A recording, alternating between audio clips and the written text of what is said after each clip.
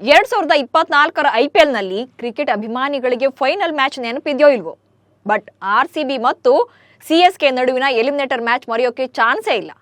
Finale ಪಂದ್ಯಕ್ಕಿಂತ ಹೆಚ್ಚಿನ thrill ಸಿಕ್ಕಿದ್ದೇ ಇಲ್ಲಿ. 18 ರನ್ಗಳ ಅಂತರ, 18 ಓವರ್ಗಳ ವಿಕ್ಟರಿ ಲಾಜಿಕ್ನಲ್ಲಿ ಕಣಗಿಳಿದಿದ್ದ ಬೆಂಗಳೂರು ಬಾಯ್ಸ್ ರಣರೋಚಕ ರೀತಿಯಲ್ಲಿ ಗೆದ್ದು ಚೆನ್ನೈ ಪಡೆಯನ್ನ ಮನೆಗೆ ಕಳಿಸಿದ್ರು. ಬಟ್ ಪಂದ್ಯ ಮುಗಿದ ಮೇಲೆ ಮಹೇಂದ್ರ ಸಿಂಗ್ ಧೋನಿ ನಡೆ ಕ್ರಿಕೆಟ್ ವಲಯದಲ್ಲಿ ಚರ್ಚೆಗೆ ಗ್ರಾಸವಾಗಿತ್ತು. ಮೈದಾನಕ್ಕೂ ಬಂದಿರಲಿಲ್ಲ, ಯಾರಿಗೂ ಕೂಡ ಕೈ ಕುಲುಕಿರಲಿಲ್ಲ. ಆದರೆ ಡ್ರೆಸ್ಸಿಂಗ್ ರೂಮ್ಗೆ ಹೋದ ಮೇಲೆ ಧೋನಿ ಅಕ್ಷರಶಃ ತಾಳ್ಮೆ ಕಳ್ಕೊಂಡಿದ್ರು ಅನ್ನೋ ಸ್ಫೋಟಕ ವಿಚಾರ ಈಗ ರಿವೀಲ್ ಆಗಿದೆ. ಅಷ್ಟಕ್ಕೂ ಆರ್ಸಿಬಿ ವಿರುದ್ಧ ಸೋತ ಮೇಲೆ ಮಾಹಿ ಮಾಡಿದ್ದೇನು?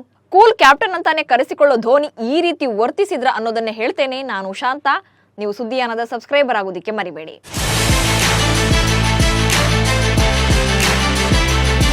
ಟೀಂ ಇಂಡಿಯಾ ಮಾತ್ರವಲ್ಲದೆ ಇಡೀ ಕ್ರಿಕೆಟ್ ಜಗತ್ತಿನಲ್ಲೇ ಮಹೇಂದ್ರ ಸಿಂಗ್ ಧೋನಿ ತಮ್ಮ ತಾಳ್ಮೆಯ ಸ್ವಭಾವದಿಂದಲೇ ಹೆಸರುವಾಸಿ. ಹೀಗಾಗಿ ಭಾರತ ತಂಡದ ಮಾಜಿ ನಾಯಕನನ್ನ ಕ್ಯಾಪ್ಟನ್ ಕೂಲ್ ಅಂತಾನೆ ಕರೆಯಲಾಗುತ್ತೆ. ಧೋನಿ ಪೇಷನ್ಸ್ ಕಳ್ಕೊಳ್ಳೋದು, ಆನ್ ಫೀಲ್ಡ್ ನಲ್ಲಿ ರೇಗಾಡೋದು, ಟೀಮ್ ಸೋತಾಗ ಅಥವಾ ಗೆದ್ದಾಗ ಅತಿರೇಕದ ವರ್ತನೆ ಮಾಡಿದ್ದು ತೀರಾ ಕಡಿಮೆ. ಅವರ ಕ್ರಿಕೆಟ್ ಕರಿಯರ್ನ ಒಂದೆರಡು ಸಿಚುವೇಶನ್ ನಲ್ಲಿ ಮಾತ್ರ ಚೂರು ಸಿಟ್ಟಾಗಿದ್ದನ್ನ ನೋಡಿರಬಹುದು. ಬಟ್ ಮಹೇಂದ್ರ ಸಿಂಗ್ ಧೋನಿಯ ಉಗ್ರ ರೂಪವನ್ನ ಮಾಜಿ ಕ್ರಿಕೆಟಿಗ ಹರ್ಭಜನ್ ಸಿಂಗ್ ನೋಡಿದ್ದಾರೆ. ಅದು ಕೂಡ 2024ರ ಮೇ 18ರಂದು ಬೆಂಗಳೂರಿನಲ್ಲಿ ನಡೆದಿದ್ದ ಬೆಂಗಳೂರು ವರ್ಸಸ್ ಚೆನ್ನೈ ನಡುವಿನ ಎಲಿಮಿನೇಟರ್ ಪಂದ್ಯದ ಬಳಿಕ. ಇದೀಗ ಅದೇ ಬಜ್ಜಿ ಧೋನಿ ಅಭಿಮಾನಿಗಳೇ ಶಾಕ್ ಆಗುವಂತ ಸೀಕ್ರೆಟ್ ಒಂದನ್ನ ರಿವೀಲ್ ಮಾಡಿದ್ದಾರೆ. ಪ್ಲೇ ಆಫ್ ಗೇರಲು ನಡೆದಿತ್ತು ಮಾಡು ಇಲ್ಲವೇ ಮಡಿ ಪಂದ್ಯ. 17ನೇ ಸೀಸನ್ನಲ್ಲಿ ರಾಯಲ್ ಚಾಲೆಂಜರ್ಸ್ ಬೆಂಗಳೂರು ತಂಡ ಪ್ಲೇ ಆಫ್ಗೆ ಹೋಗುತ್ತೆ ಅಂತ ಯಾರೊಬ್ರು ಕೂಡ ಇಮ್ಯಾಜಿನ್ ಮಾಡಿರಲಿಲ್ಲ. ಮಾರ್ಚ್ 22ರಂದು ಐಪಿಎಲ್ ಸೀಸನ್ 17ರ ಟೂರ್ನಿಯ ಉದ್ಘಾಟನಾ ಪಂದ್ಯದಲ್ಲೇ ಚೆನ್ನೈ ವಿರುದ್ಧ ಸೋಲಿನ ಅಭಿಯಾನವನ್ನು ಆರಂಭಿಸಿದ್ದ ಬೆಂಗಳೂರು ತಂಡ ಫಸ್ಟ್ ಹಾಫ್ನಲ್ಲಿ ಬ್ಯಾಕ್ ಟು ಬ್ಯಾಕ್ ಪಂದ್ಯಗಳನ್ನು ಸೋತಿತ್ತು. ಬಟ್ ಸೆಕೆಂಡ್ ಹಾಫ್ನಲ್ಲಿ ಫಿನಿಕ್ಸ್ನಂತೆ ಎದ್ದು ಪ್ಲೇ ಆಫ್ಗೆ ಇರುವ ಚಾನ್ಸ್ ಅನ್ನ ಗಿಟ್ಟಿಸಿಕೊಂಡಿತ್ತು. ಅತ್ತ ಚೆನ್ನೈ ತಂಡ ಕೂಡ ಸೋಲು ಗೆಲುವಿನ ಯಾನದೊಂದಿಗೆ ಪ್ಲೇ ಆಫ್ ಆಸೆಯನ್ನು ಜೀವಂತವಾಗಿರಿಸಿಕೊಂಡೇ ಇತ್ತು. ಅದರಂತೆ ಮೇ 18ರಂದು ಬೆಂಗಳೂರಿನಲ್ಲಿ ಚಿನ್ನಸ್ವಾಮಿ ಕ್ರೀಡಾಂಗಣದಲ್ಲಿ ರಾಯಲ್ ಚಾಲೆಂಜರ್ಸ್ ಬೆಂಗಳೂರು ಮತ್ತು ಚೆನ್ನೈ ಸೂಪರ್ ಕಿಂಗ್ಸ್ ತಂಡಗಳ ಹೈ ವೋಲ್ಟೇಜ್ ಪಂದ್ಯ ನಡೆದಿತ್ತು. ಇದು ಲೀಗ್ ಹಂತದಲ್ಲಿ ಎರಡೂ ತಂಡಗಳ ಕೊನೆಯ ಪಂದ್ಯವಾಗಿತ್ತು. ಅದೆಲ್ಲಕ್ಕಿಂತ ಇಂಪಾರ್ಟೆಂಟ್ ಅಂದ್ರೆ ಪ್ಲೇ ಆಫ್ಗೆ ಇರುವ ಅವಕಾಶ ಗೆದ್ದವರಿಗೆ ಇದ್ದಿದ್ರಿಂದ ಉಭಯ ತಂಡಗಳ ಆಟಗಾರರು ಕೂಡ ಇದನ್ನು ಪ್ರತಿಷ್ಠೆಯಾಗಿ ತಗೊಂಡಿದ್ರು. ಆದರೆ ಅಂತಿಮವಾಗಿ ಆ ಪಂದ್ಯದಲ್ಲಿ ಚೆನ್ನೈ 27 ರನ್ಗಳ ಬೃಹತ್ ಅಂತರದಿಂದ ಸೋತಿತ್ತು. ಆ ಮೂಲಕ ಟೂರ್ನಿಯಿಂದಲೇ ಹೊರಬಿದ್ದಿತ್ತು. ಅಚ್ಚರಿಯ ರೀತಿಯಲ್ಲಿ ಬೆಂಗಳೂರು ಬಾಯ್ಸ್ ಪ್ಲೇ ಆಫ್ಗೇರಿದ್ರು. ಹಸ್ತಲಾಘವ ನೀಡದೆ ಡ್ರೆಸ್ಸಿಂಗ್ ರೂಮ್ಗೆ ತೆರಳಿದ್ದ ಧೋನಿ. ಬೆಂಗಳೂರು ಮತ್ತು ಚೆನ್ನೈ ನಡುವೆ ಆವತ್ತು ನಡೆದಿದ್ದು ಎಲಿಮಿನೇಟರ್ ಪಂದ್ಯವೇ ಆಗಿದ್ರೂ ಕೂಡ ಫೈನಲ್ ಮ್ಯಾಚ್ಗಿಂತ ಹೆಚ್ಚಿನ ಬಿಸಿ ಇತ್ತು. ಸಿಎಸ್ಕೆ ಲೀಗ್ನಿಂದ ಔಟ್ ಆದರೆ ಆರ್ಸಿಬಿ ಪ್ಲೇ ಆಫ್ ಸುತ್ತಿಗೆ ಎಂಟ್ರಿ ಕೊಟ್ಟು ಭರ್ಜರಿ ಸೆಲೆಬ್ರೇಷನ್ ನಡೆಸಿತ್ತು. ಆದರೆ ಪಂದ್ಯ ಮುಗಿದ ಮೇಲೆ ಸಾಮಾನ್ಯವಾಗಿ ಉಭಯ ತಂಡಗಳ ಆಟಗಾರರು ಹಸ್ತಲಾಘವ ಮಾಡೋದು ವಾಡಿಕೆ. ಆದರೆ ಆರ್ಸಿಬಿ ವಿರುದ್ಧ ಸೋತ ಬೆನ್ನಲ್ಲೇ ಧೋನಿ ಹಸ್ತಲಾಘವ ಮಾಡದೆ ಡ್ರೆಸ್ಸಿಂಗ್ ರೂಮ್ಗೆ ಮರಳಿದರು. ಒಬ್ಬ ನಾಯಕನಾಗಿ ಆಟಗಾರನಾಗಿ ನೂರಾರು ಪಂದ್ಯಗಳಲ್ಲಿ ನಿಂತು ಆಡಿದ್ದ ಧೋನಿ ಆವತ್ತು ದಿಢೀರ್ ಡ್ರೆಸ್ಸಿಂಗ್ ರೂಮ್ಗೆ ತೆರಳಿದ್ದು ಎಲ್ಲರ ಅಚ್ಚರಿಗೂ ಕೂಡ ಕಾರಣ ಆಗಿತ್ತು. ಸಿಟ್ಟಿನಿಂದ ಡ್ರೆಸ್ಸಿಂಗ್ ರೂಮ್ನಲ್ಲಿ ಟಿವಿ ಒಡೆದಿದ್ದ ಧೋನಿ. ಸೋಲಿನ ಬಳಿಕ ಕೋಪದಿಂದಲೇ ಡ್ರೆಸ್ಸಿಂಗ್ ರೂಮ್ಗೆ ತೆರಳಿದ್ದ ಮಹೇಂದ್ರ ಸಿಂಗ್ ಧೋನಿ ತಾಳ್ಮೆ ಕಳ್ಕೊಂಡಿದ್ರು.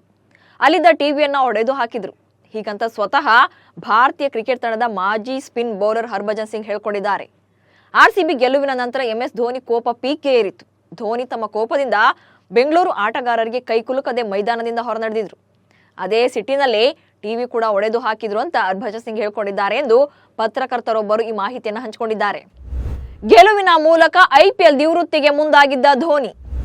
ಕ್ರಿಕೆಟ್ ಕರಿಯರ್ನಲ್ಲಿ ಸಾಕಷ್ಟು ಸೋಲು ಗೆಲುವುಗಳನ್ನ ಕಂಡಿರೋ ಧೋನಿ ಆವತ್ತು ಮಾತ್ರ ಆ ರೀತಿ ವರ್ತಿಸೋಕೆ ಕಾರಣ ಕೂಡ ಇದೆ.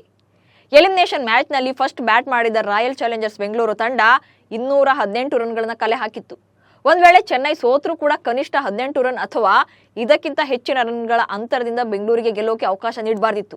ಆಗ ಸಿಎಸ್ಕೆ ಪ್ಲೇ ಆಫ್ಗೆ ಪ್ರವೇಶ ಪಡೆಯಬಹುದಿತ್ತು ಎಂಬ ಲೆಕ್ಕಾಚಾರ ಇತ್ತು. ಕೊನೆಯ ಓವರ್ನಲ್ಲಿ ಚೆನ್ನೈ ಗೆಲುವಿಗೆ 35 ರನ್ಗಳ ಅಗತ್ಯ ಇತ್ತು. ಪ್ಲೇ ಆಫ್ಗೆ ಹೋಗೋಕೆ 16 ರನ್ಗಳ ಅಗತ್ಯ ಇತ್ತು. ಆದರೆ ಕೊನೆಯ ಓವರ್ನಲ್ಲಿ ಚೆನ್ನೈ 7 ರನ್ ಗಳಿಸಲಷ್ಟೇ ಶಕ್ತವಾಯಿತು. ಹೀಗಾಗಿ ಪ್ಲೇ ಆಫ್ ಕನಸು ಸ್ವಲ್ಪದರಲ್ಲೇ ಮಿಸ್ ಆಯಿತು ಅನ್ನೋ ಬೇಸರ ಧೋನಿಗೆ ಕಾಡಿತ್ತು. ಅದೆಲ್ಲಕ್ಕಿಂತ ಹೆಚ್ಚಾಗಿ 2024ರ ಟೂರ್ನಿಗೆ ಋತುರಾಜ್ ಗಾಯಕ್ವಾಡ್ಗೆ ಕ್ಯಾಪ್ಟನ್ಸಿ ಹಸ್ತಾಂತರ ಮಾಡಿದ್ದ ಧೋನಿ ಈ ವರ್ಷವೇ ನಿವೃತ್ತಿ ಪಡೆಯೋ ಮನಸ್ಥಿತಿಯಲ್ಲಿದ್ರು. ಆದರೆ ಆರ್ಸಿಬಿ ವಿರುದ್ಧದ ಆ ಸೋಲನ್ನ ನಿರೀಕ್ಷೆ ಮಾಡಿರದ ಧೋನಿ ಆ ರೀತಿಯಾಗಿ ವರ್ತಿಸಿದ್ರು. ಈವರೆಗೂ ಐಪಿಎಲ್ನಿಂದ ನಿವೃತ್ತಿ ಪಡೆದ ಧೋನಿ 2025ರ ಐಪಿಎಲ್ನಲ್ಲೂ ಕೂಡ ಸಿಎಸ್ಕೆ ಪರ ಆಡೋದು ಪಕ್ಕಾ ಆಗಿದೆ. ಅಲ್ಲದೆ ಮೆಗಾ ಆಕ್ಷನ್ಗೂ ಮುನ್ನ ಒಂದು ತಂಡ ಒಟ್ಟು 6 ಆಟಗಾರರನ್ನ ರಿಟೈನ್ ಮಾಡಿಕೊಳ್ಳಬಹುದು ಅಂತ ಈಗಾಗಲೇ ಬಿಸಿಸಿಐ ಕೂಡ ರಿಲೀಸ್ ಮಾಡಿದೆ. ಇದರಲ್ಲಿ ಒಬ್ಬರು ಅನ್ಕ್ಯಾಪ್ಡ್ ಆಟಗಾರರಿಗೂ ಕೂಡ ಅವಕಾಶ ನೀಡಿದೆ. ಓರ್ವ ಆಟಗಾರ ಅಂತಾರಾಷ್ಟ್ರೀಯ ಕ್ರಿಕೆಟ್ನಿಂದ ನಿವೃತ್ತಿಯಾದ 5 ವರ್ಷಗಳ ಬಳಿಕ ಆತನನ್ನ ಅನ್ಕ್ಯಾಪ್ಡ್ ಪ್ಲೇಯರ್ ಪಟ್ಟಿಗೆ ಸೇರಿಸಲಾಗುತ್ತೆ. ಈ ನಿಯಮ ಸಿಎಸ್ಕೆ ಮತ್ತು ಧೋನಿಗೆ ಪ್ಲಸ್ ಆಗಿದೆ. ಯಾಕಂದ್ರೆ ಧೋನಿ ಅಂತಾರಾಷ್ಟ್ರೀಯ ಕ್ರಿಕೆಟ್ಗೆ ನಿವೃತ್ತಿ ಘೋಷಿಸಿ 5 ವರ್ಷ ಆಗಿದೆ. ಅನ್ಕ್ಯಾಪ್ಡ್ ಆಟಗಾರನಾಗಿ ಧೋನಿ 18ನೇ ಸೀಸನ್ IPL ಆಡೋಕ್ಕೂ ಕೂಡ ರೆಡಿಯಾಗಿದ್ದಾರೆ. ನಮಸ್ಕಾರ.